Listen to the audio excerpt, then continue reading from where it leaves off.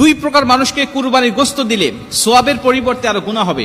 রাসূল সাল্লাল্লাহু আলাইহি ওয়াসাল্লাম স্পষ্টভাবে আমাদেরকে বিষয়টা জানিয়েছেন। একাধিক হাদিস এবং বুখারী এবং মুসলিম শরীফের মধ্যেও এই হাদিসটা বর্ণনা করা হয়েছে যে দুই প্রকার মানুষ আছে এমন, যাদেরকে কুরবানির গোশত দিলে আমার কুরবানি কবুল হবে না এবং সোয়াবের পরিবর্তে গুনাহ হবে। এর প্রথম নম্বরে রয়েছে যারা কসাই, যারা গোশতটাকে বানায়, এই গোশতটাকে যারা কাটে, তাদেরকে মজুরি হিসাবে, পারিশ্রমিক হিসাবে আপনি গোশত দিতে পারবেন না। তারা যেহেতু পরিশ্রম করেছেন, কষ্ট করেছে, এর জন্য তাদেরকে পারিশ্রমিক দিতে হবে, তবে গোশত নয়। আপনি তাদেরকে টাকা পয়সা বা অন্য কোনো চুক্তি তাদের আপনি দিতে পারবেন, কিন্তু ওই কুরবানির পশু থেকে আপনি তাকে কিছুই দিতে পারবেন না।